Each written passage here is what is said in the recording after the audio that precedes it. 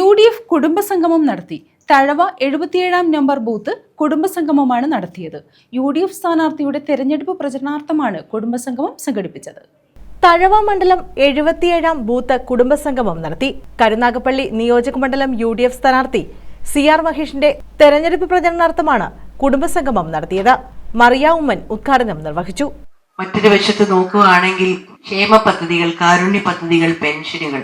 എന്റെ അപ്പ മുഖ്യമന്ത്രിയായിരുന്നു, എന്റെ പിതാവ് മുഖ്യമന്ത്രിയായിരുന്ന സമയത്ത് ഒരുപാട് സാധാരണക്കാരന് വേണ്ടിയുള്ള ക്ഷേമ പദ്ധതികൾ ഉണ്ടായിരുന്നു. കഴിഞ്ഞ 10 വർഷം കൊണ്ട് എല്ലാം നിർത്തി കട്ട് ഷോർട്ട് ചെയ്ത് അവസാനം ഇപ്പൊ ക്ഷേമ പദ്ധതികൾ ചോദിച്ചാൽ വട്ടപൂജ്യമാണ്.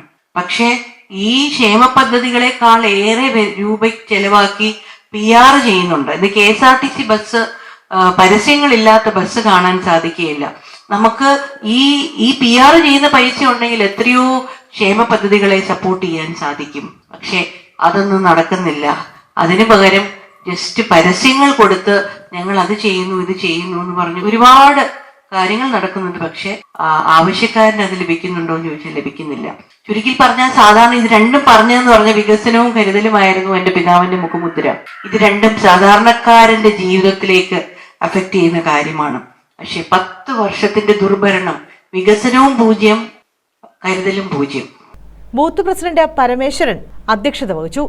ത്രിദീപ് കുമാർ മുഖ്യപ്രഭാഷണം നടത്തി. Advocate AN Rajan Babu, Thazhava Biju, Manilal Chakkalathara, Sasidharan Pillai, advocate MA Azad, PK Radhamani, Simla Tridip, A Rasheed, M Mukesh എന്നിവർ പങ്കെടുത്തു. News bureau, Karunagappally.